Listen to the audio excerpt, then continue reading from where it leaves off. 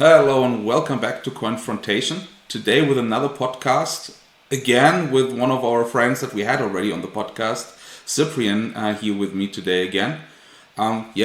You already introduced yourself last time. I cut it off, so this time you have the chance to introduce yourself, and please do so.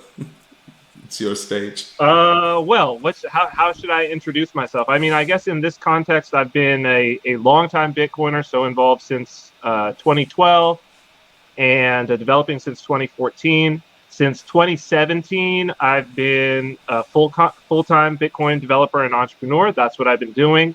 Founded my company Cointext, which was an SMS cryptocurrency wallet, basically non-custodial cryptocurrency wallet that you control with SMS messages. And we were in 40 countries. That went through about 2020 with that. During that time, became very, very involved in Bitcoin Cash and involved in all of the kind of splits and drama and politics that was involved there. Currently, I maintain a suite of open source repositories with Badger, so badger.cash. That's one of the things that I do, which includes wallet, full node, multiple wallets, full node, libraries, and I've done several things in the space, contracted with many companies. For a period of time, I was the head of developer services at Bitcoin.com, and have worked with various companies in the space. Hardcore Bitcoiner. Written multiple books. My last one is it's called Render Unto Caesar: Profit, Prophecy, and Proof of Work in the Dim Age, and it's very much about the philosophy of Bitcoin. And I also teach courses. BitcoinMysterySchool.com is my company, and so every month people come and learn Bitcoin. Really, they step out of there knowing more about Bitcoin than many of the developers that I've worked with in the space. So Bitcoin is my full-time. It is my full-time, and I do all of that from my home here on the island of Saipan in the middle of the Pacific. So that's me. That sounds amazing. Sounds like you have a lot of experience about what we today talk, and sounds like you live in a very nice place. Yes, indeed. That's very good. Yeah, then the idea for today is to talk a little bit about crypto use cases. So I had already a podcast together with Tobias Ruck a couple of weeks ago. I will link it somewhere in the corner, wherever. We talked there about what are real applications and use cases for crypto, because, at least in my opinion, I think it's a general opinion or a general move towards currently, crypto is not just a thing you trade online and make money. It's actually a technology. And a technology is only good if there is some application, some use case that cannot be filled by any other technology, right? If you can fill it properly with a legacy technology, then there is no value in it. So we have to find use cases that are unique for a blockchain and that fulfill a real need for some kind of customer, whoever it is. And I think this is the general idea. So let's start. Maybe you can a little bit expand on what, in your opinion, makes a good use case for cryptocurrencies. What would be like the best, the killer application for blockchain and cryptocurrencies, basically? Well, the place to start, and this is the place that I start with all of my students, and I think that it's an appropriate place to start because it's the literal introduction of cryptocurrencies to the world. Is we can just go to the first sentence of the Bitcoin white paper, right? So titled Bitcoin peer-to-peer electronic cash system. And then it says a purely peer-to-peer version. This is the first sentence in the abstract. Purely peer-to-peer version of electronic cash will allow any two parties to transact without going through a financial institution. Transact peer-to-peer. And so we've basically, and further on, really what he's talking about is to transact through a communications network.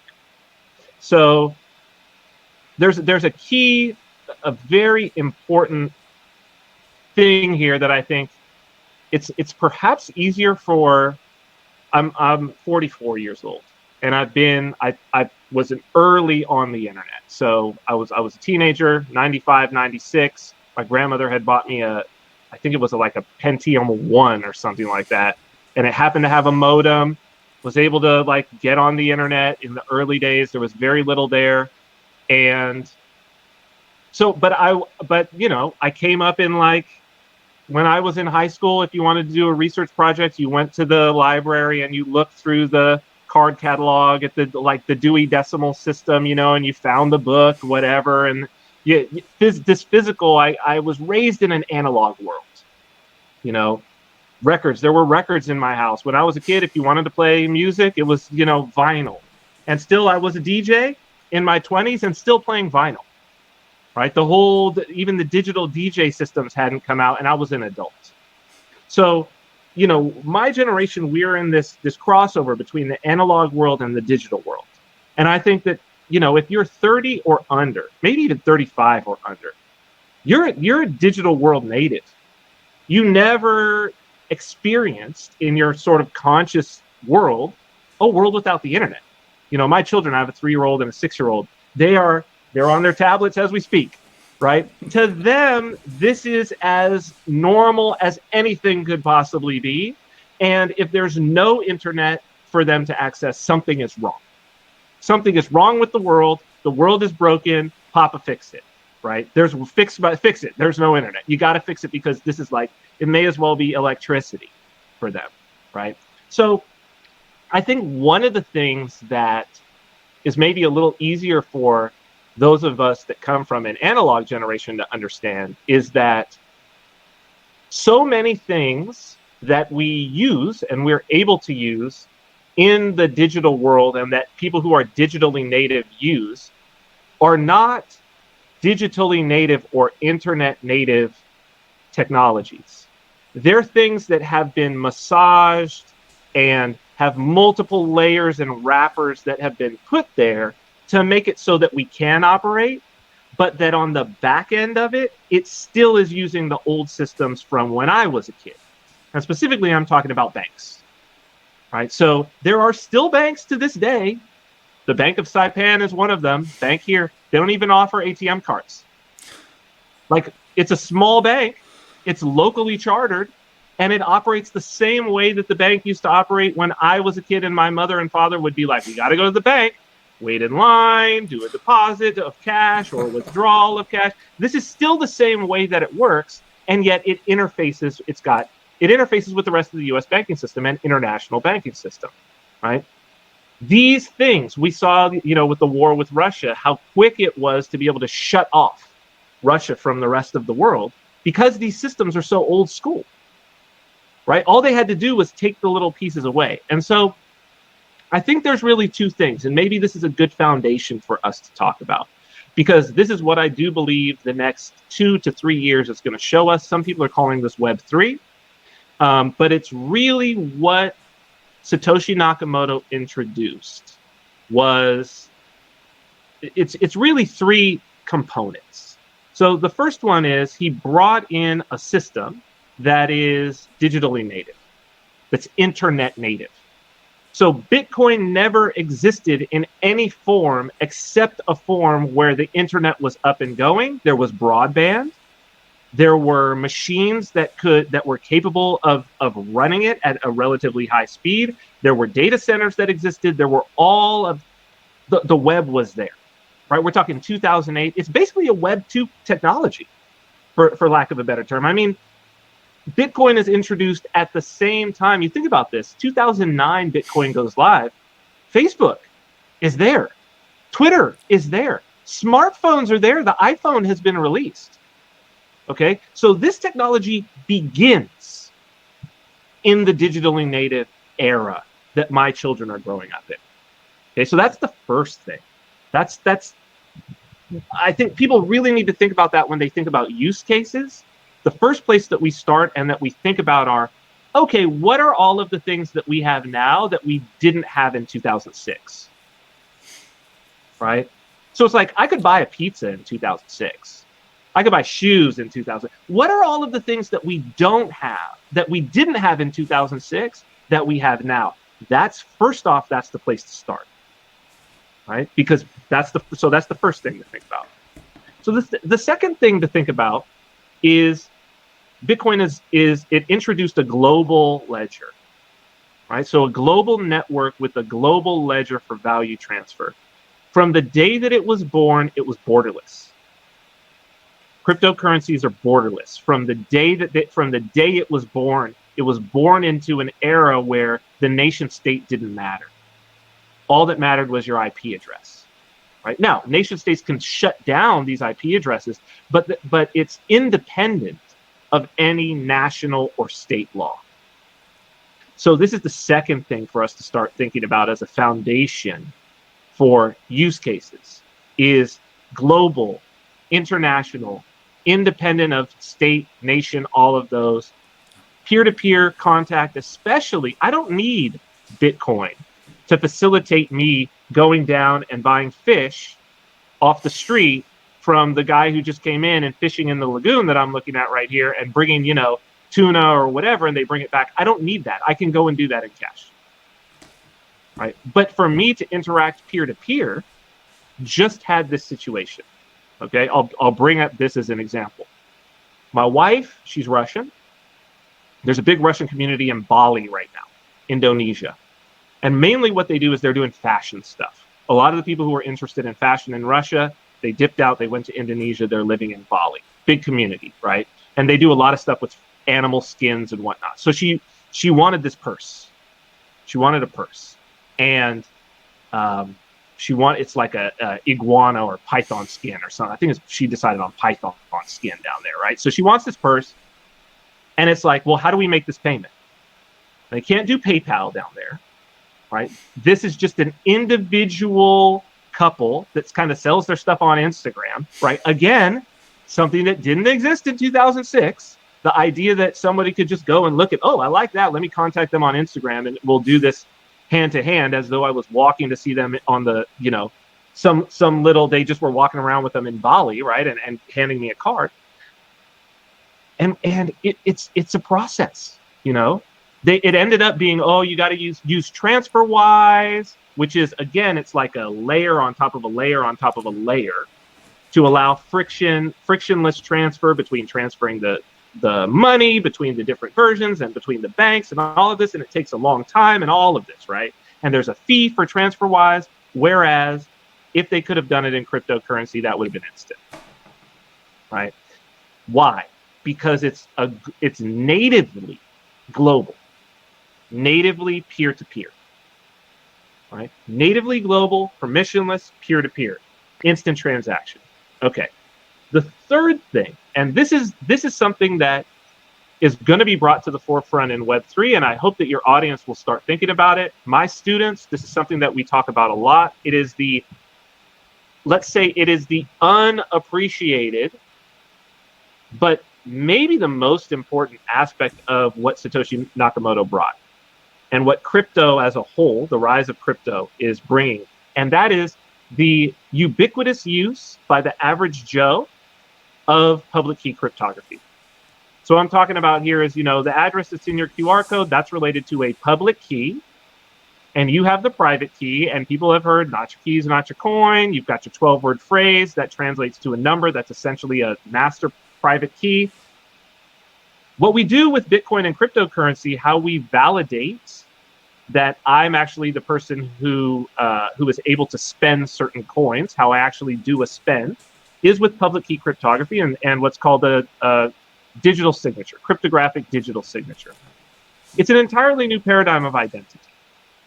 This is what Satoshi introduced to a wider audience. It had been around since the 70s. I mean, this technology is old, it's from the 70s. We use it every day. It's what you use. It's the little, if you're looking at your browser and it's the little, you've got that little lock up there next to the URL and it's HTTPS. If you click on that little lock and you click deeper and you look at the certificates, those certificates are signed with the same types of digital signatures that you use to spend your coins. It's been around for a long time. There's also like PGP, which was less used, but which allows you to encrypt, both encrypt and prove your identity. You could do this with emails. Makes your emails very safe. And certain companies like Bitcoin.com, if you contract or are employed by Bitcoin.com, every single email that you send or receive that's within the company will be encrypted, and many of them will be digitally signed. Right? So this is something that people have been able to have for a very long time, but we now all have these wallets. So now you've actually got the libraries to do this right there, and Web3 is going to bring this to the forefront as being able to use your starting to use your address as a deeper level of identity. So everywhere that you use a username and a password, soon that's going to be using the same address and the same signing keys that you are going to be using to send payment. And the combination of those two, being able to send payment along with authentication, peer-to-peer, globally, every single person without a middleman, with no bank, with no authenticator, with no Google, with no any of this. That's what we're going to see the beginning of in the next 2 to 3 years. And that's the unsung and unappreciated aspect of what crypto is bringing. So it's really those three things: internet native, natively global, and then this new form of identity. This is where we can start talking about the use cases. Okay, very good. So basically what we now have established to basically get a better understanding of the structure is that cryptocurrencies like Bitcoin, Ecash, Bitcoin Cash, whatever, is basically fuel for an economy, right? So you have like an underlying layer which basically fuels an economy. And let's say the transaction speed, everything is solved in the cryptocurrencies that currently everybody's talking about, right? Faster, lower transaction fees, things like this. This is of course nice, but that doesn't make yet a functioning crypto economy, because to have a functioning crypto economy, you need vendors and buyers, right? So you need somebody who offers a service or a good, and somebody who consumes that service or good. Yes. So the question now is, of course, how, first of all, we get these services or goods there. Then, and of course, second of all, is how do we get the buyers there, right? Because to be very honest, when we look at the crypto market, I will say it now, but crypto is still for nerds, right? It is like a very, very small subgroup, usually people who are very of their privacy, or people who are just interested in the technology. I would call myself probably to the second one. I mean, both parties, I think both of these groups maybe underestimate what it takes to get the buyers on, right? Because privacy, I mean, if we go from the privacy perspective, right? Like a crypto system is only private if you have actually other people. So if you want to do something which is considered by the government illicit, whatever it might be, you have to hide that in other like normal transactions, right? Because if only illicit stuff is happening, the government can just shut it off. And then there is no privacy, then there is no network. They can just go and say that Bitcoin is forbidden, boom, that's it. So you need like a functioning economy to even have the privacy to be able to fit into that. So then the question is, how do we get an economy started? How do we get sellers and how do we get buyers on? And this is maybe something we could start the discussion, because I think this is an important, very important aspect of that. It's actually wonderful. It's a great place to start, I think. And one of the things that I would like to start with, and it's, you bring up Tobias. He came here to Saipan. One of the things that's been wonderful about being here over the last 2 years is we called this our sandbox, right? So for those people who don't know, like developers, the term sandbox basically is where you can test out your applications in a place where it doesn't really matter. So if it's like a sandbox for PayPal, you can test your application with like fake money, fake accounts. It looks all real. You can see if your application works before you actually like take it live. This has very much been a sandbox, and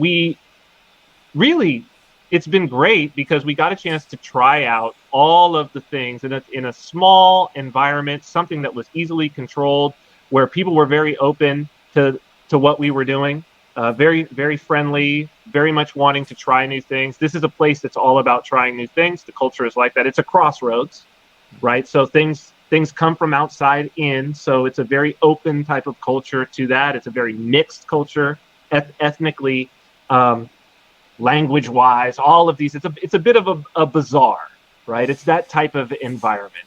And so we've been able to try a lot of things out, and we were actually able to dispel a lot of myths because we tried to throw aside a lot of ideology. So the first thing that we have to do, and I can tell you this right now, and it took about 2 years to get to this point, and also to start to see the principles emerge.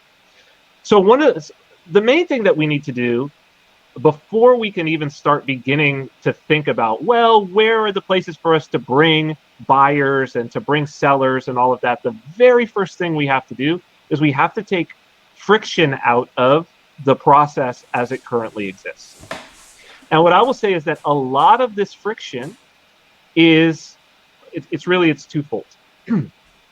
The first is that the primary use case, and therefore the primary place that capital is being spent, and therefore the primary place that technical talent is going, is toward trading. That the use case, as it is, and this is just the truth, this is whether we like it or not. You know, you go and you look at CoinMarketCap, you go and you look at the volumes, those are all what's happening on the prices, the volume, everything, that's what's happening on exchanges. Okay? Virtually nothing is happening in the real world.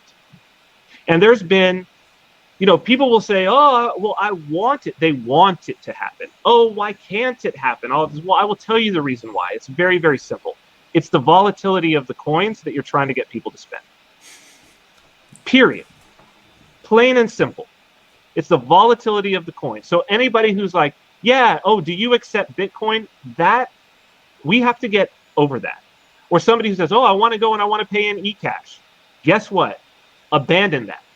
If you stick with this, if you stick with that narrative, you will never get anywhere because the people who say that have not actually gone and tried to onboard merchants. Because I'll tell you what, for every merchant that you get, and again, this plays out in a big way because this is not just true with the pizza shop down the street, but this was true with major companies like Steam. Steam, the video game download platform, huge, billions of dollars, okay? They used to accept Bitcoin. They used to accept Bitcoin. Why did they stop accepting Bitcoin? Well, for the same reason that Tesla stopped accepting Bitcoin. Right? Remember, just like a year and a half ago, you could buy a Tesla with Bitcoin. Remember, big news. Then they were like, we're killing that. Now you can buy T-shirts. T-shirts you can now you can buy T-shirts, yeah. Right? You used to be able to buy a car. Yeah. Now you can't. Why? Volatility. All it takes, a merchant might accept it when it's on the way up. Right? And they might be like, oh, this is great. And they're holding it and they're like, calling you, wow, this is great, man. Yeah. I'm just keeping it in there. The price goes up. Let it hit that day when it's the 20% drop. And then they call you back and they're like, where's my money? What happened? Right? No, I lost. No, I can't do it. I'm not accepting Bitcoin. It takes one time. One time. And if we go, what I would advise everybody to do, go to CoinMarketCap. Don't sort by market capitalization. Go and sort by 24-hour volume. And the very first thing that you see is Tether. I looked at it today. It was $63 billion in Tether was the volume over 24 hours. Bitcoin was 36. Ethereum was 24 billion. So if you combine the volume of Bitcoin and Ethereum, it's less than the volume of Tether, which basically means that all of the trading that's being done is Tether for Bitcoin and Tether for Ethereum. With some USDC underneath it. You can just see the numbers don't lie. You could just look at the number and be like, oh, This is obvious. Everybody's just trading Tether for Bitcoin. So what's the world reserve cryptocurrency? It ain't Bitcoin, folks. It's Tether, which was initially released on Bitcoin, by the way, on a Bitcoin network. So Tether is actually the killer app of Bitcoin. It's the most consequential thing that Bitcoin has ever done. But why does nobody ever use Tether in commerce? Well, one of the reasons why is that on the most popular networks, you can't use it without holding the other token. So if you want to use it on Ethereum, you have to use Ethereum. You have to also have Ethereum for gas. Well, that's too much friction because Ethereum is still volatile, right? So you're still running into the same situation. That's got to be solved. Why is it not being solved? Because now we're back to the other situation, trading. Most people don't use Tether that way. They just leave it on the exchange. It is a cryptocurrency that you can hold in your wallet. Nobody does because of that friction. Yeah. Because if I take it off, especially when the fees are high, if I take it off, I pay the fees. If I put it back on, I pay the fees. And as it is a stable coin, right? It doesn't change in price, so there is no trading that I can do with it. Right? Why would I? Yeah, so long as I trust the exchange, just leave it there. Oh, perfectly fine. But that's the place. Stable coins is the place, and I say this actually from literal experience here, right? Because it's like if you can't even do it on a small scale, like don't talk to me about it. Yeah. Right? But here, with my own stablecoin, right? Now I was just informed by which is it's the digital means of payment at all of the dispensaries here in the Commonwealth, and was just informed by the largest dispensary that last month 15% of his total transactions were in my stablecoin, for which you don't have to hold 2 tokens. Right, for which there's easy onboarding because of the protocols, all of that, like almost instant onboarding from fiat. This is where this is what we have to solve. So we've got to solve the friction. The friction of what? The friction of first onboarding and offboarding people. Because any merchant that accepts it, they're going to ask you 2 things. Anybody who's done this knows this. You're going to show them, okay, here's how it works, and they're going to ask you 2 questions. The first question that they're going to ask is, how do I turn this into cash to deposit in my bank account? That's first question. Second question they're going to ask is, well, where do people get this to come here and spend it? If you can't answer those 2 questions in something that's as turnkey or more turnkey than what they're getting from Visa, don't even bother. Don't even bother, right? It's not going to happen. The whole thing's not going to happen. And what I would cite is PayPal. Right? PayPal. Yeah. And, well, we were just talking about Elon Musk. Where'd that initial money that Elon Musk had, where'd all that capital come from? PayPal. And Peter Thiel and a whole bunch of other people. Yeah. Right? I mean, that's the point, right? It's easy to use. I think this is the point that you want to... Yes. And not just, it's got to be like dirt simple to use. Exactly. Dumb simple. And also, I shouldn't know anything about, I don't need to know anything about the network. I shouldn't need to know anything. I don't need to know anything. I don't care. I don't care that it's Ethereum. I don't care that it's BTC. I don't care that it's Ecash. And this is the other thing. So we've got friction on one side, and we've got this, let's call it friction and fanboyism, right? That it's like, I love this network. Why do you love it? Well, I love it because it's got low fees and fast transactions. And you're like, to do what? To buy what? And that's not the truth. That's not why they love it. Why they love it is because numbers go up. Right? That's the truth, right? So what we first have to do is we have to get to truth. We have to actually get to the truth of what's going on, what is it that people want before we get the use cases. We got to take away the friction first. And then we can begin at that point, we can begin to have we're putting the cart before the horse, I think, in some of these cases, right? We talk about these use cases, but it's like, it's just speculation of the use cases. I'm asking, like, can you do it on a small scale? Show it to me in one shop. Show me what you're saying in one shop. Show me in one shop where month over month, without you doing anything, without you sending your friends there, without you marketing, just because it's the best product, that the graph of how many sales are being made in one place with crypto, it does like this. Okay? Yeah. Just show me one place. And then I'll let you talk about use cases. What I would say is it's like this. How many commercial use cases of things that were just simply not possible before has PayPal enabled, or PayPal existing, right? Has it enabled that couldn't have even been imagined in, let's say, 1992, 93?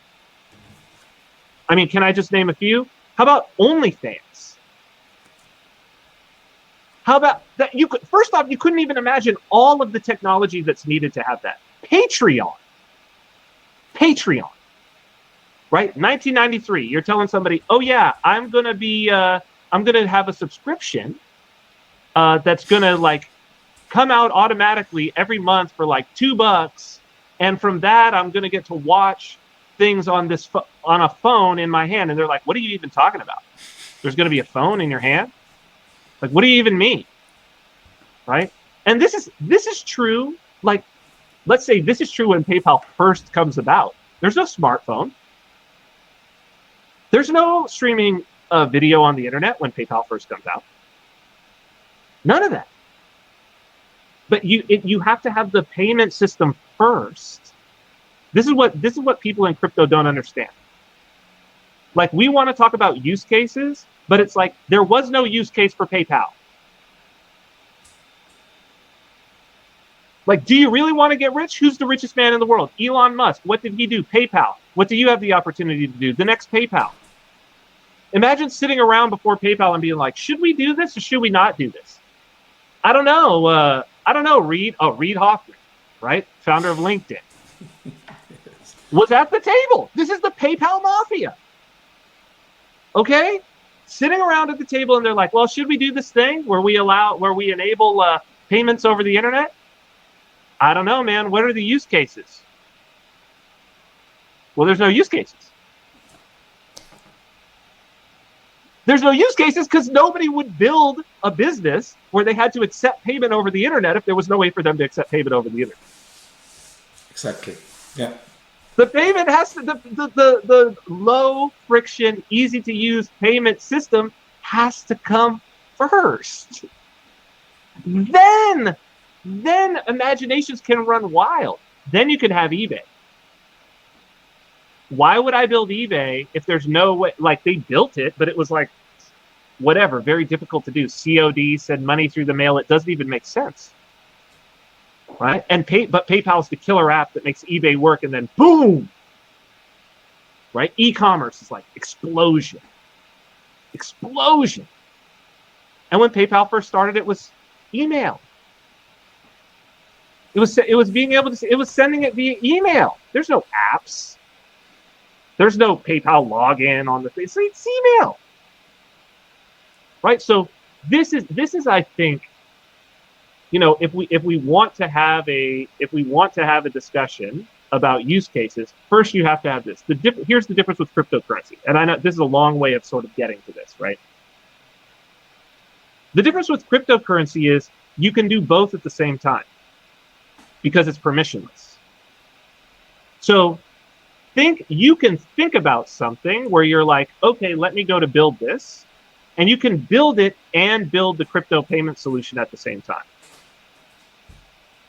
But what I will tell you is that if you figure out a low friction crypto payment solution, the application that you have it on is really unimportant. What you have that's valuable is the payment solution. It's just like sort of PayPal and eBay. In the beginning, it's like eBay is sort of mandatory for PayPal. It's why people sign up for PayPal, is so they could do things on eBay. And now it still compromises a lot of PayPal, is what's going on eBay, but it's not nowhere near the majority of the transactions that are moving through it. PayPal's so much more valuable than just whatever's on eBay. So this is the way to think about it. But also the important thing that we have to realize is any use case that we talk about right now is going to be insufficient compared to what the killer app will be when there's actually an easy to use system that can be integrated. Yeah, this is. I mean, it's clear, right? If there is an enabling technology, the technologies building on it will come by itself if it's working, right? However, what you also a little bit already put stress on are the crypto fanboys. I would also argue that there is another side, which is, I know that because I'm in IT. I'm more on the management side than on the programming side. So I know this very well, that developers especially love technology, right? They love the technology for the technology. So they're like, and you see this in crypto. Everybody's like, oh, how beautiful it is. Like I want the world to know about how beautiful that is, how well it's working. But the truth is, the unfortunate truth is that nobody really cares. This is also what we see. Like people, in the best case scenario, they don't care about the technology because then it's just working. Right? Then they don't even worry about how it's working, why it's working. It's just working. The worst case scenario, if they have to worry about the technology, it just means it doesn't work. Right? There is something wrong. If I have to think about, for example, in crypto, oh no, I need this wallet, but this wallet is only on computer, and I want to pay with my phone. And then I need to do this, and I need this crypto for paying this, and I have to go to this exchange, but it's already too late, right? Like normal people who are not crypto nerds, they're just like they're out of that. Like if I would tell this to my wife, like please, buy crypto and pay with that, in the current system, she would just not do it because it's just like the steps are just too complicated and too much. And I think that's the thing, right? This is maybe you can also comment on this, how you see this, but I think there has to start some kind of rethinking also in the crypto developer scene for like, actually nobody cares that you're a crypto developer. Like if you have a good product, you will just have a good product, whatever it is, right? It's very difficult because the incentives are, unfortunately, this is the trade-off of what cryptocurrency brings. So because it's money, right? It's not money, but because it has a financial and monetary value, because you can basically create value out of thin air that can be easily traded with anybody in the form of tokens, because this is the truth of the matter, there's capital in the space, right? There's capital in the space to make something that people will buy. And because there's this number go up, what people want to buy is they constantly want to buy the next big thing. So novelty, right? So this is what you see is constant novelty. And and all of the narratives have, for the most part, come from novelty. So it's like, oh, this can do smart contracts that'll do blah, blah, blah, blah, blah. That's 2014's narrative, right? Then you have, oh, this is the future of like how we build companies, and like instead of equity, we'll do these initial coin offerings, and like you'll be able to benefit as as this company does better in the market, you'll be able to make more money. You won't get equity, but like the price will go up and all of this, and that's 2017's narrative, right? And then they brought back an oldie but goodie from 2014, which was from before, when Ethereum was, it's so interesting. When Ethereum was being launched, what was happening at the same time on Bitcoin was the token protocols were starting on Bitcoin. This is actually why Vitalik created Ethereum, was because, and it's, if you read the Ethereum white paper, he talks about the existing tokens that are already on Bitcoin. So what do these include? Well, one, Tether, right?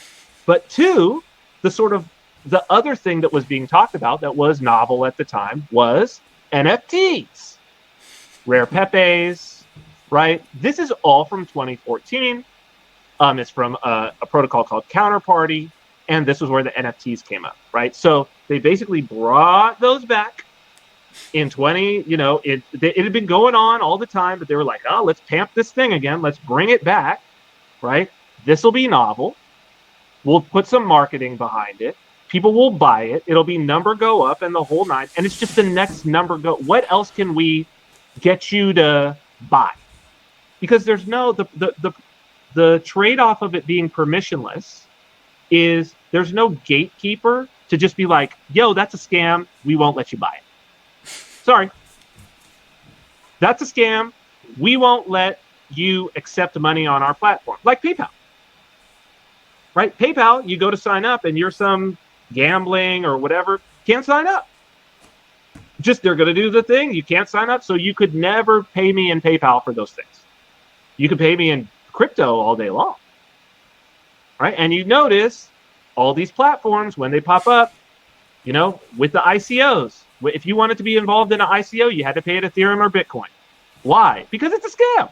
Because they couldn't sell it to you legally with PayPal or your credit card or anything like that. Same sort of situation with the NFTs. You've got your Ethereum. You're going to have to like bridge that over to Polygon. You're going to have to go on this on OpenSea and buy it just with this thing. And it's like, why? Because it's a BS. It doesn't pass the smell test for them to be able to take your credit card for it. Right? And so what ends up happening is developers got to pay. At the end of the day, a developer is a skilled worker that's in demand. If I'm a professional developer, there's no reason for me to be working on something for free that I don't really care about, or that is not totally sparking my interest, that I don't have the absolute philosophical bent for, when I can go and work on something for 100K or 200K or 300K a year, right? And so all of the capital goes into the things that are all about number go up. All of the capital is not going to go into the payment stuff because of the exact thing that we're talking about. They've got a choice here. Well, what do I want to spend this money on? What do I do in crypto? Well, this one is like number go up, right? Okay, I see. Maybe I get wrecked, but it's number go up. This one over here, it's like, well, what are the use cases? And it's like, no, I can't give you the use cases yet. It's kind of like PayPal. You just got to trust. You got to go with it. And it's like, no, I'm not going to do that. Now you might ask, well, why was PayPal able to do it? And the reason why was because there wasn't the internet, right?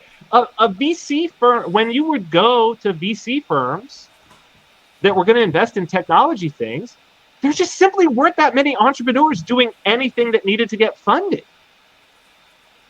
You know, there wasn't this noise of where venture capitalists could spend their money in the space of the internet at the time that PayPal was up.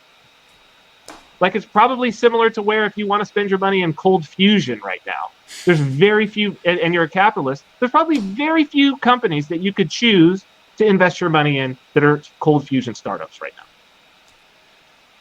Right? And so if somebody's got something viable and you're really into it, that's where you go, right? But right now there's a ton of noise. The other problem that we have from the standpoint of developers is grants. Grants. This is a massive, massive problem. People think it's good. They think it's good that these foundations give grants, that we're going to give grants, and it's going to be for infrastructure. They think that this is good. But what they don't realize is that they're actually pulling the developers away who would be building that PayPal thing. Because those guys know, hey, I can just go ahead and get this $100,000 or whatever it is, build this thing. I know I can build it. It doesn't have to make any money. It doesn't have to solve any problems. It doesn't have to do anything except get the people in the Discord and the Telegram and everything being like, I love it. You're a hero. Number go up. And you're like, well, whose bottom line did this increase? Nobody's. Who asked for this? Was there somebody asking for this? No. But it'll be useful in the future. It'll be useful in the future. And it's like, man, okay, that's fine. If you really believe it'll be useful in the future, put your money where your mouth is, develop it yourself. Yeah. Will it be worth is it $1 billion project? Will it be worth $1 billion? Yes, it will. It'll be worth $1 billion. Okay, then you should have no problem doing it for free, right? Right? Oh, well, I mean, I need to. Okay, so then you don't really believe it's going to be worth $1 billion. You don't really believe that. You're just taking the money because it's there. Right? And so we've got. This is really to say that there's this series of incentives. We have all of the talent that we need. Absolutely no one is focused on well, I won't say no one. There are a few people focused on unicorns, but they're all number go up unicorns or trading unicorns. DeFi. That's what they're all about. Yeah. DeFi. DeFi. That's what they are, right? As opposed to somebody who's like, no, this needs to be built. I would say the one exception to this is the TBD project at Block, formerly Square, Jack Dorsey's company. That's probably the one place that I could see where they're like, nah, we're actually just going to throw capital at the thing that's basically the next PayPal, right? At the thing that is going to be what everybody builds on top of to make this actually happen from the standpoint. Because what is PayPal? Identity, payment. Those are the two things. Those are the two things that PayPal disrupted, right? Because you got to solve that problem. Because when I go to the bank, well, at the easiest thing, when I go to Bank of Saipan and I say, I want to withdraw, they know me by name. It's a small bank. But still, it's like, I want to withdraw some money out of my account. What do I have to do? I got to hand them my ID. I want to cash a check. What do I have to do? Got to hand an ID. Right? So when you go online and you're going to set up an account that's got some payment aspect to it, what do? KYC. I got to identify myself. Right? Identification and payment, when you're talking, with the bank, hand in hand. Hand in hand. So ID, payment, those two things with crypto solves them both. Right? So this is really what we have, is we have a problem of incentives. People have to developers have to decide philosophically, I'm going to take a run at this big thing. And important for those of us who have some idea of what that big thing is, we need to share the vision of what that big thing is. Right? And it's a broad vision, and it's about somebody deciding that they want to do something important that's going to help people, that's going to solve a real problem for people who are not currently using cryptocurrency. Yeah, that's I think a very good point. I mean, this was also really the intention making these videos about the crypto use cases for me, because I asked myself the question, right? Like, okay, I'm now invested in these cryptocurrency, like, but why? Like, what will I do with that? Like, what's the purpose? Because I think in normal investments, you always have the layer, you invest in a company, you take stock, you buy stock in a company. You hopefully know at least somewhat what they're doing, why you invest in this, and why you believe that goes up, right? In crypto, it's more like, okay, I throw my money at it. I hope that Bitcoin will go up. With Bitcoin, all of the other coins will go up, and we're all doing great. But that's not like, I mean, that's if it's only that, in my opinion, crypto is a Ponzi scheme. Right? Because you're describing a Ponzi scheme. I'm actually describing a Ponzi scheme, right? Yes, that's what you're describing. Because the only way, like, how I can make more money in crypto is more people coming in, putting their money on crypto, which is the exact definition of a Ponzi scheme. So if there is no utility, if there is nothing that produces value despite that, it's just a big Ponzi scheme. And I mean, that's not the best thing to invest in, I would say. It's not. I think, one of the problems. Look, it's the big problem. The big problem is greed. This is the big problem, and I think it's okay to have an expectation that if you solve a problem, that you will be compensated for solving that problem. Well, otherwise, you should stop solving the person's problem. Sure. Right? Capitalism, right? So it's not even capitalism. It's living in a society.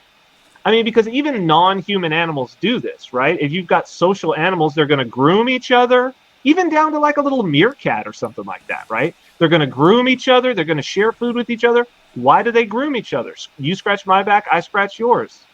It's because I know that in the future, you're going to groom me. This is how we go back and forth.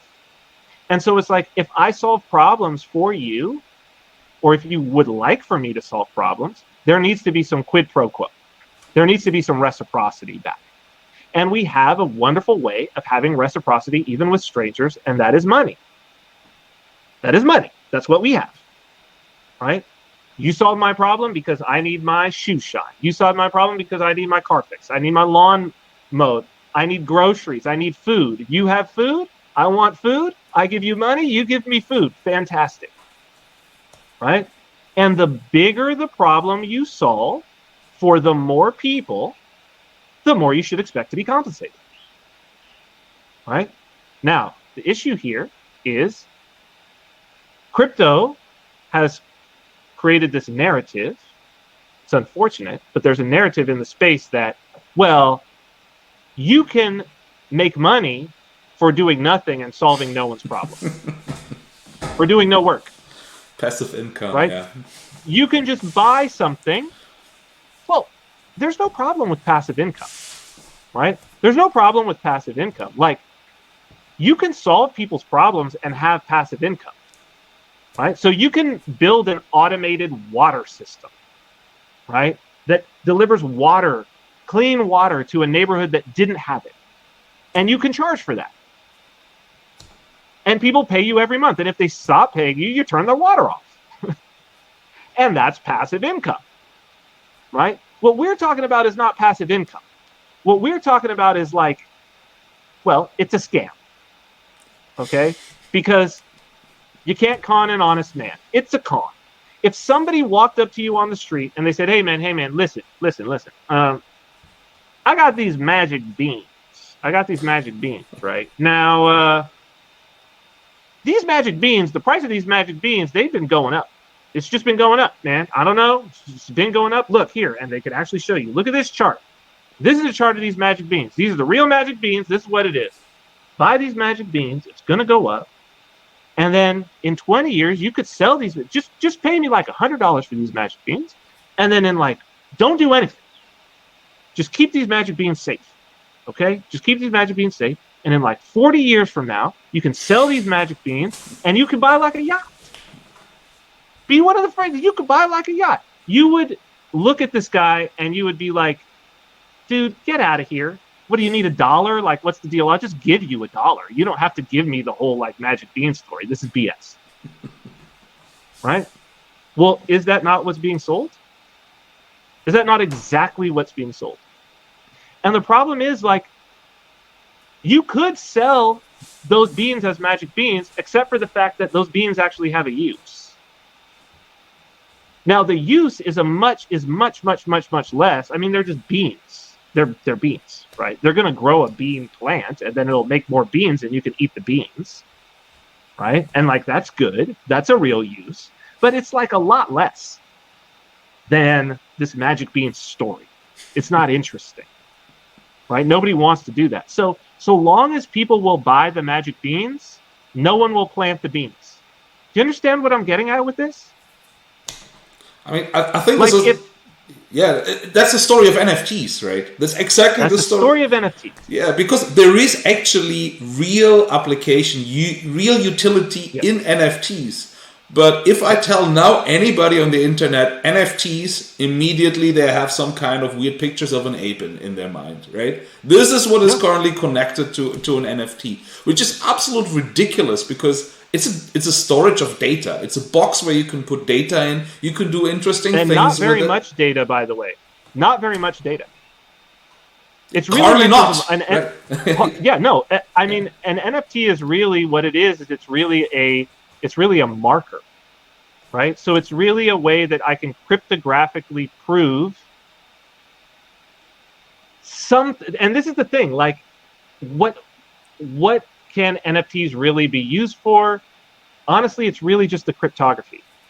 It's really just the capability for me to prove that I put a record onto the blockchain at a specific time, at this specific place, and I can prove that it was me, right? So the blockchain is like the source of truth. It's a timestamp server. That's what Satoshi Nakamoto calls it in the Bitcoin white paper. He never uses the term blockchain. It's called a timestamp server. And it's important for people if people understood even that it's meant to be a timestamp, right? So it's a way for me to prove that I made a stamp of particular information at a particular time that you can verify, and I can prove to you that it was me. or at least that I'm in possession of the private key that was the one that made that, right? So I know the same number as a number that's unguessable as the person who made that timestamp. Now, I don't know what the killer app for that is, but it's a superpower. Like on its face, it's something philosophically, epistemologically, like in terms of how do we know things, knowledge, and that it's globally like verifiable by anybody. It's a quantum leap in human consciousness and what we can do, right? Sure. Now, I don't, just that on its own, right? But again, like that's the beans to be planted in the garden to grow beans that for us to eat the beans. What's being sold are the magic beans, is a JPEG of magic beans that's gonna cost you 17 each, right? And that for sure is gonna go up because the Discord, you know, it's a limited edition. It's limited edition bean art. You can own the art. I'm telling you right now. You can do 3 beans, 4 beans. You could do beans with the choke chain. You could do beans with pink hair. Right? This is what we're doing. It's the Board Bean Club. That's what we're doing. Board Bean Club. And I'm like, no. We need to plant the beans. Exactly. Yeah. But anybody who has access to beans, you think about the incentives, right? You imagine that there's an entire magic bean industry. There's all these people out there on the street like, magic beans? Magic beans? Who's got magic beans? I'll buy magic beans. I've got 3 ETH for magic beans. 3 ETH for magic beans. No one will plant beans. If I can generate beans, I'm going to go on the street and sell them as magic beans. I'm not going to actually plant them and use them for what they're for. And this is an ongoing problem in crypto, right? So this is why it's going to take a really, really long time. This is a multi-generational project, right? And the other thing that I'm going to say to people that people are not going to like to hear, like, it's perfectly fine. You can buy crypto. The number may still go up. But what I'm going to tell you is 20 years from now, when an actual use case is found that plants the beans, I want people to keep this beans thing in mind. When people start actually planting the beans and the magic beans thing stop, the bottom falls out of the price. Okay? This is what you got to understand. This is logic. How they say, oh no, it's going to 1 million. Wrong. When we have hyper Bitcoinization, the price will be next to 0. Because it will be used as basically like the hydraulic fuel. And what we know is that if you have a choice of many fuels, which you do in crypto, you could even fork your own fuel. As a business, you're always going to choose the fuel that costs the least if it's the same. It's like if you've got 1,000 gas stations all around, and these are all like $5 a liter, and there's one over here that's like 1 cent a liter, everybody goes to the 1 cent, the $5 go out of business. The trajectory, if we get to a crypto economy, the trajectory is ever downwards. It's not ever upwards. This is the complete misunderstanding. It may still go up, but that's all that means is that we haven't found the actual application. Once we find the application, watch it. I mean, it'll plummet so fast because people will start spinning up cheap blockchains. They'll be competing to see who could have the cheapest, and everybody will evacuate. And if you don't believe that this is what happened, why did Tether start on Bitcoin? Why did it go to Ethereum? Fees. Fees got high on Bitcoin BTC. Ethereum, when it went over to Ethereum, Ethereum was only trading for like $15, $20. The fees were like sub-cent. Okay, why is it now that it's pretty much split, and I think it's even more now, there are more USDT on Tron than there are on Ethereum? Why did that move happen to Tron? Fees. Exactly. The lower price. So here it is. The use cases move to the lowest price network, not the highest. This is like, you could just go and actually look. You can watch this happen in real time with Tether. You don't have to take my word for it. Go and look at how it's moved. Go to blockchair.com. They have a Tether Explorer. Go to the bottom. Blockchair.com. Go to Tether, and you can watch day to day. Right? No. As soon as you find a use case, that use case starts searching for the lowest price, not the highest. It will abandon the highest price. And eventually the speculation goes away on that, because with the use case, what they're going to say is, yeah, but nobody uses, which is exactly what everybody says about BTC now. Right? Yes. But you can't use it. Nobody uses it. You can't use it. Nobody uses it. And it's hanging on by a lightning thread. That's all. It's hanging on by a thread of lightning. If there was no lightning network, the price of Bitcoin would have cratered a long time ago. Cratered to Ethereum. It would have already been flipped. Right? This is just their last little vestige. But as soon as people realize that Lightning Network doesn't work with enough of a critical mass, boom, down it goes. So what you want to be doing is you want to be investing your time, your effort, your capital in the things that are going to come from out of that PayPal moment. In those businesses. Build the businesses. You can build them for free now, the same way that you could with a website back in the day.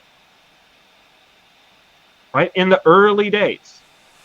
eBay didn't cost anything to build. Amazon didn't cost anything to build. Coinbase didn't cost anything to build. Brian Armstrong built it himself. He built it himself. Jack Dorsey wrote most of the code for Square himself. People don't know that.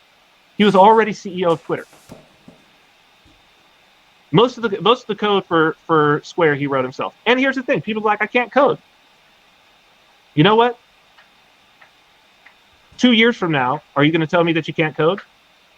You could code well enough to have a cryptocurrency startup. You could learn to code well enough to have a cryptocurrency startup 2 years from now if you started today. And it wouldn't cost you anything except your time. That's a great thing with digital-based solutions, right? It's basically just time that you need. Very little investment. Computer, internet, time. That's it, basically. Yeah, and everybody's got that. Like, everybody's got that. Yeah, and, exactly. And if you don't have it, you can acquire a computer. It's not a gaming machine, for crying out loud. You can do development on a 10-year-old laptop. Yeah, sure. You can do cryptocurrency development on a 10-year-old laptop. I know, I do. One of my Macs is 2013. Right? You can get one of those for like $300, $400. Have it dual booted to Linux. Boom, you're good. Or get a little Raspberry Pi for $40 and a monitor and the Bluetooth keyboard, and boom, you're good to go. You know, this is but magic beans, bro. You know what I mean? It's like, no, don't do that. Just dollar cost average. Don't do any work. You're already doing work. Just take a little bit of your paycheck every month and just buy cryptocurrency. And it's like, oh, okay. Wait, who am I buying this from? Oh, don't mind that. Wait, aren't I buying this from someone who bought it like before at a lower price? Oh, don't do that. Wait, you who's telling me to dollar cost average, didn't you just tell me that you bought Bitcoin back then at a lower price? Oh, don't worry about it. Wait, am I buying this Bitcoin from you? Wait a minute. Are you the one telling me? Wait a minute. Are you telling me this magic bean story so that I buy the magic beans that you have in your bag? Wait a minute. No. Not at all. I would never sell my magic beans. I've never sold my magic beans at all. And then it comes out like Tesla sells 65% of its Bitcoin holdings. Michael Saylor, he sells to get for collateral. And it's like, dude, come on.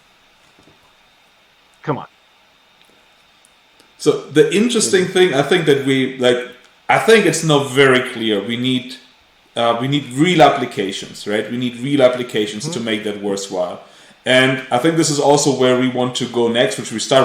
We went now on an hour-long discussion about this, on a journey, exactly, which brings us back to the initial discussion, which is actually your use case, right? Because you were actually working on one, and I think this is a very interesting one that could be potentially one of these use cases. Maybe you can go a little bit into the talk a little bit about that.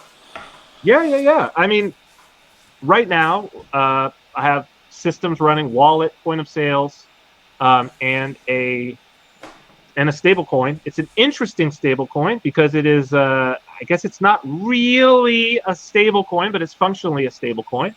But it's a self-minted token. So one of the important things, in terms of what is the application, I'll tell you what the big application is, what it's been in my life. Right? Here's the big application. The big application is if you will actually start to build something, the application is that it will change the way that Bitcoin will change the way that you understand the world. It'll change the way that you understand money. It'll change the way that you understand society. It'll change all of that. And once you have that understanding, it will support you because very few people have that understanding. Right? So it's like, that's the application. Like I make all of my income almost exclusively. There's a little bit from my other businesses that comes in fiat, but almost all my income, 90% of my income every month right now is in cryptocurrency. Right? I haven't taken fiat and used it to purchase cryptocurrency, I don't know, 6 years at least, probably, and even then it was only a little bit. Right? So it's like, you want to have money, you want to make income in cryptocurrency, yeah, you can absolutely do that. That's the application. And so what I have here, and so how do you approach this? What do you build? That's the question. All right. So the first thing is, as with any business, as with any application, I mean, it's an application or use case. We talk about utility, right? What does this mean? Useful to do what? And at the end of the day, if we say something is useful, what are we really saying? Well, it solves a problem. It's a tool, right? What are useful? Tools. It's a tool that I use to do something. An implement, we might say, right? These are all words that mean the same thing. So it's a tool. It solves a problem. If something doesn't solve a problem, that something is not useful. And we know this. Right? I hand you a thing and you go, what is this? And I say, it's a who's a what's it? And you say, what does it do? And I go, it doesn't do anything. Right? When you say, what does it do? What you're asking is, what problem does this solve? That's what you're asking. What does it do? Right? If I hand you a hammer and you're like, what is this? And I say, it's a hammer. Well, what does it do? Well, see this nail sticking up over here? I can take it and bam, bam, bam, and that makes the two pieces of board stick together. And obviously, a hammer solves a real big problem because you can build stuff with it. I need a house. Well, I got some nails, I got some hammers, I got some wood. These are all tools. They solve the problem that I have. So the first thing that we have to ask is, well, what are problems that we need to solve? Right? And the types of problems that we want to focus on, this is from Michael Seibel, who's I took this from him, this little heuristic. He's the CEO of Y Combinator, which is a Silicon Valley, the most famous Silicon Valley startup incubator. Coinbase comes out of there, Reddit comes out of there, Dropbox comes out of there, innumerable companies. You could go down the list. And one of those companies was the company that he founded that people may know a little better than Y Combinator, and it's a little company called Twitch. Okay, so he was one of the founders of Twitch, and they were a Y Combinator company, and he's now the CEO. It's great to look at his talks online. He's very helpful for this. But he says the problems that you should be looking for, because Y Combinator always frames it in what problem are you solving? That's how they decide who they want to invest in. And he says it's a 3-part heuristic, and he says it should be ubiquitous, meaning it's everywhere. Everybody has this problem. It should be frequent, meaning it happens, everybody's got it, and it happens all the time. Right? So not something like, well, everybody needs a new mattress, but how many times in your life will you need a new mattress to the point that you go buy it? Right? It is like something that happens to everybody, but it happens every 5 years. It's like, that's maybe not great, right? You want something that's like happens to everybody and happens every day or multiple times per day. They need it, right? So ubiquitous, frequent, and severe, meaning like it really hurts. Like this problem is really hurting somebody. If you can nail all three of those, you've got a $1 billion company. Right? And so here was basically the problem that I set out to solve is cannabis in the US. So there's legal cannabis in most of the states, I think now. It's marijuana, right? Cannabis in the United States.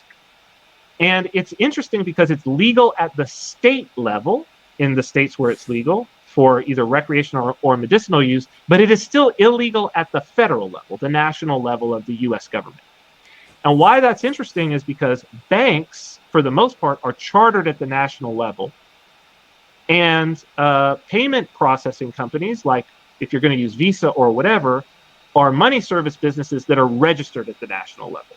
So they can't service a business that is federally illegal.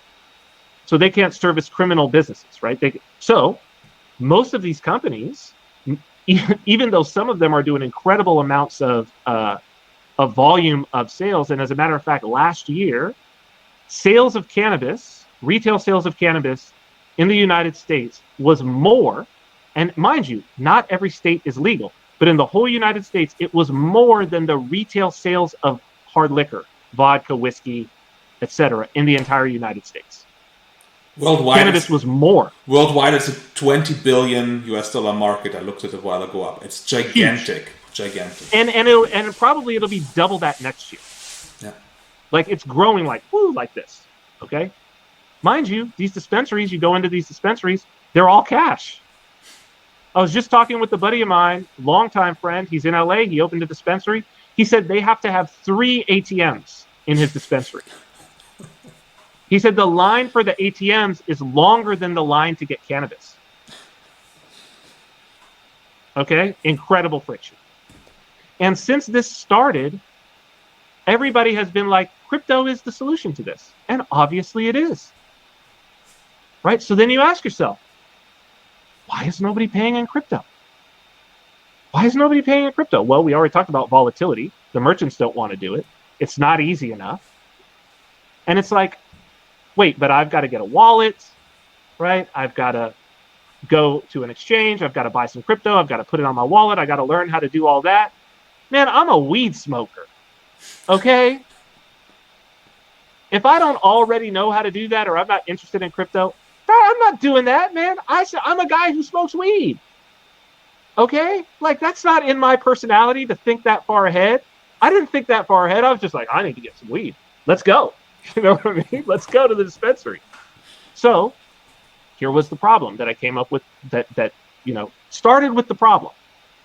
Not the cool novel technology that I developed to do it, started with the problem. Then developed the cool novel technology that developers are like, that's cool. And the problem is this. How can someone who has never used crypto in their life, how can they walk into a dispensary and walk out in a reasonable amount of time, right? Without somebody who's an expert or anything being there, walk out in a reasonable amount of time that's comparable to them using their credit card as a credit card swipe or their Apple Pay or whatever, with a situation where they walked in with no crypto, they had never used crypto, they have no wallet, they have nothing associated with that. They walk out with their cannabis products, having paid in crypto, and the merchant receives crypto, and that has to happen within a span of time that is relatively similar to what it would be for a credit card. That's the problem. That's the problem. And it's done. It's here. Like, it's being used by all of the cannabis dispensaries here. And even as we've been speaking, charges, because I get a little ping every single time, and I probably need to turn that notification off at this point. It's getting to be too much, right? But constantly, all day long, bing, bing, bing, bing. There's sale, ringing up sales, right? And these are people who, when they first used it, they never used crypto. But it's all over their phone. The point of sale is there. Even the person at the thing doesn't usually even have to do anything. It's simple. It walks them through right on their phone. All they got to do is scan a QR code. Scan a QR code, and your iPhone automatically will take you to the site. And then you're off to the races. You don't download anything, you don't do anything, and it's all non-custodial. And actually, a fork of CashTab is what enabled it. Web wallet, right? So there you go. It's like, well, how do we even use CashTab? Like, what is this really for? What's the application for it? And it's like, there it is. But you got to be looking to solve the problem first. Then you can go and get all the components and put them together. That's what CashTab is really for, right? That's because basically how I'm using it, it's like it's totally disposable. They only need to they create a wallet and they bring coins in, they mint the stable coin, and then they have it out of their wallet, and their wallet is empty within like 20 seconds. And then who cares if the cookies go away? They don't need to store their seed phrase, right? They don't care. They're done. So in your case, you basically use the cryptocurrency. It's only a matter of the transaction, right? There's no storage of value. It's just a matter of transaction to solve the problem. Because it's a problem they have, right? The dispensaries, they don't have the problem of storing the money. They have the problem of getting the money to them. And the person who's in there has the problem of, and it becomes the dispensary's problem, is how do they acquire it, right? And then there's an additional problem of the person who's going to deliver it to them, right? The issuer has an additional problem that if they do it in the traditional way, like Tether or USDC or like any of these exchanges or whatever, they've got to KYC the person, they've got to do all of this. So it requires that there is no issuer. So in the case of my business, there actually, which is bucks.digital, people can go check it out, bux.digital, there is no issuer. It's a self-minted coin. So the user actually in their wallet using Bitcoin's Ecashes, amazing cryptographic properties, things that people nobody knew this could be done. I wrote the protocol for it, right? To actually I just give them a little authorization code, like a license key for your software or whatever, and I'm able to control that they can create the coins themselves, but they can only create this much to this address. And they basically, like magic, they bring the coins into existence from nowhere right in their wallet. And then they send them immediately. So they come into existence, they send them, and now they sit in the merchant's wallet. And then the merchant, or whoever's got them, what I will do, not a redeemer, not a stablecoin issuer. If you want cash for it, I will pay you cash to burn them. Burn those tokens, then give me cryptographic proof that you did the burn, which we can do, which is NFT, right? Basically, I'm, for lack of a better term, I buy an NFT from them. Or at least the proof that they created the NFT, the cryptographic proof, I buy it from them. Right? And so then they get their cash, the coins are gone, and in that way it's like a reserve-backed stablecoin, but it's regulatorily exempt. We can do this. I mean, just maybe for understanding, to make it clearer, it is a stable coin, right? Because the customer buys the stable coin. Yep. In the app, it is controlled to which amount US dollar is converted into bucks. And through this is directly backed by US dollars because they bag it with their transaction, right? So that's correct. That's basically and how it works. And on either side of it, there's a fee, basically. Right, so you pay a fee to get the minting code. So if it's if you want $100 worth, you're going to pay $104, $105, right? And then if you want to cash it out, same sort of situation. There's going to be a cash out fee. If you want to do it by PayPal, like instantly, then it's going to be the PayPal fee plus like 1%. So it'd be like a 2-something% fee to do that. Yeah. And the other aspect of it that's really nice is within that wallet, and also supported by RaiPay wallet, which is Tobias's wallet that he maintains, which is great, which is on iOS and on Android. It's got postage protocol. So these people, it's all on Ecash, but they never need to have Ecash in their wallet. They never even need to know that Ecash exists. They don't care. Nobody does. The merchants, nobody, right? Because when you send the transaction, it uses the postage protocol, which I authored back in 2019, which basically allows you to pay your miner fees in the token that you're using, essentially. So you can pay your miner fees in bucks. So you never have to have anything except bucks in your wallet, right? And there's the friction's gone. The friction's gone at that point. Now it's like, okay, it's stable, cash in and cash out, don't need to have 2 tokens, and the fees are super low. The fees are still sub 1 cent for you to pay, and you pay it in that single token. Boom, you're done. That's it. And it moves on Bitcoin. It's got the security of a Bitcoin network. Ecash is Bitcoin. Right? So it's like, boom, that's it. Okay. And these are all open protocols. Anybody could go and build their own version of Bucks right now and pop it right up on the Ecash blockchain. And some of my students have. That's actually the challenge that I have for them. Go do this and go make your own and send me some, and then we can continue on and I'll mentor you. So in Bitcoin Mystery School, you go through the novice initiation. Then there's a wallet apprentice course where even if you know coding experience, we teach you to code a wallet, your own wallet. And then from there, it's like, if you do this challenge, then we can work on other stuff. And those are the people who are building things, right? This is the potential that we have to solve these kind of problems, right? Cannabis is just that's just one problem. But people could look around and be like, okay, what are the problems that I can solve like within two miles of me, right? That the banks just can't solve. Now go build it, right? Go build it. Or what are the problems that I can solve in my own? And again, this is like a heuristic from Michael Seibel. What are the problems that I can solve in my own life? Somebody that I know, my cousin, my uncle, my grandmother, what could I solve this problem for one person that they could actually use it? And that was for me. Like, could I just take this to one dispensary and they could actually just use it in this one dispensary? It would solve their problem and that would be great. If it only solved it for them. Yes. Boom. Did it. And then it's very easy to walk to another dispensary and be like, hey, guys up the street, they're already using it, thousands of dollars a month. Here, you want a point of sale? Boom. How does it work? Here's the instructions. Have at it. Wow, thanks, man. Go to the next one. Same thing, right? And each one of those transactions ring the till, and they're pushing your thing. So it's just like, how can we solve these problems when we have all of this freedom? I think people who are concerned about the number go up, I got to say, you're wasting your time. Like, you're really wasting your time.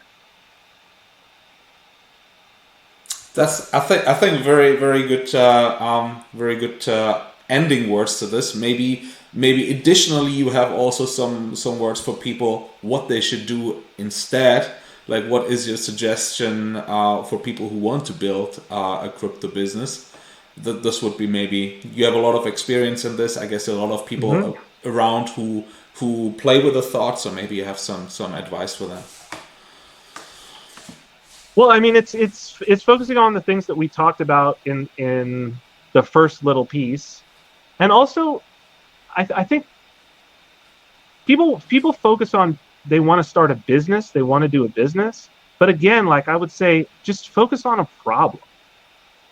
Even if it's your own problem that you want to solve, and not just novel things. I think this is something that's a big distraction, especially for young developers.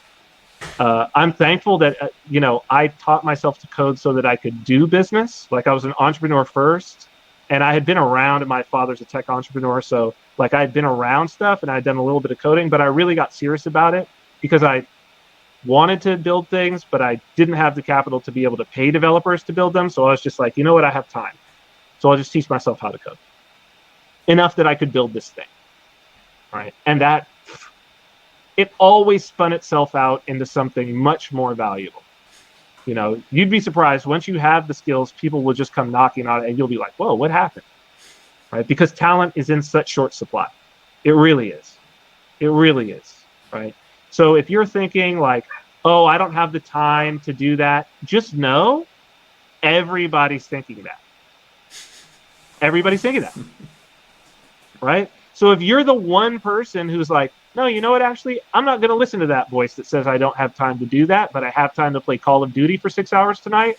Like, I'm not going to do, you know what I mean? Like, I'll go ahead and I'll just do the thing. Let me just start. Let me ask somebody. Let me just see what are the problems in my life, or let me just at least listen to the people around me. You know, and when I see people are like, oh, this XYZ sucks, talk to them, be like, well, what's the problem? What's happening? Like, try to understand the problems in the world, you know, in a way where you're oriented towards solving them, not just in a way where you're oriented to being towards, everything sucks. The world sucks. And I will tell you, the other thing is, you know, number go up is not going to solve your problems. It's not. Now, first off, you're not going to get rich off crypto. I'm just letting you know. Right? This is for everybody. Okay? If you're buying coins, you're not going to get rich off crypto. You might have a nice score if you timed it right. You might have a nice score. Right? Because if you're not rich already, a 60x or 100x of whatever you've put in is not getting you rich. You might be able to put a nice down payment on a car, maybe on a cheap house. Right? But you're not going to be rich. You're not going to quit your job. You know, it's not going to be generational wealth, but building something might be. Right? Building something, even if it's not successful, but you just gain the skills of building it, you can definitely quit your job. Because you just proved that you could build something, so now you could go do a job building it for somebody else. Exactly. Right? Yeah. And it's like, that's at least a step forward. That's a better step, right? Better than buying a Bored Ape and hoping. You know, better than buying Luna and getting yourself wrecked.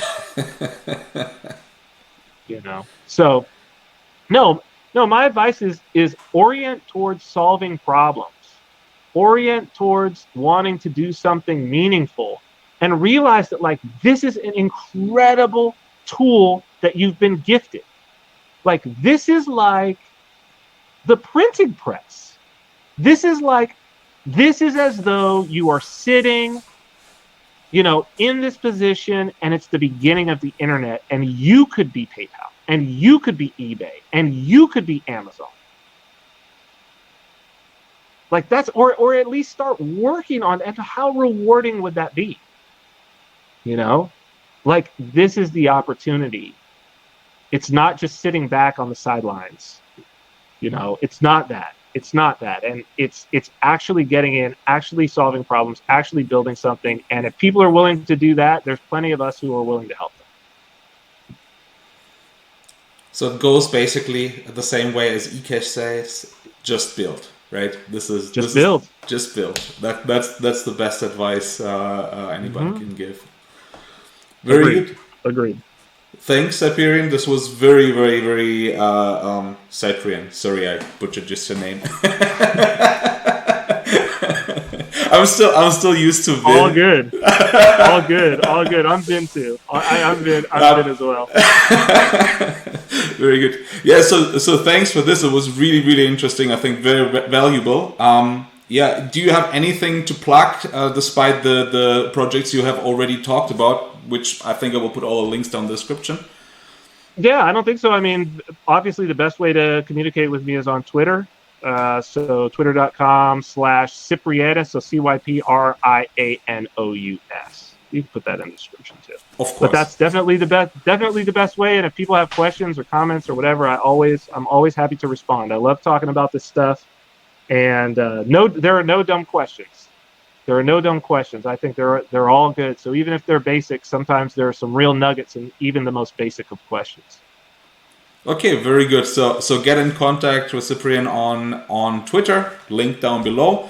And with this, thanks everyone for watching. It was really nice podcast. So I hope you join in next time again. subscribe to the channel, leave a like. Use the comment section below to say if you disagree with us as well. I like to hear that as well. Yeah, absolutely. So thanks everybody. Bye. Very good. Thanks.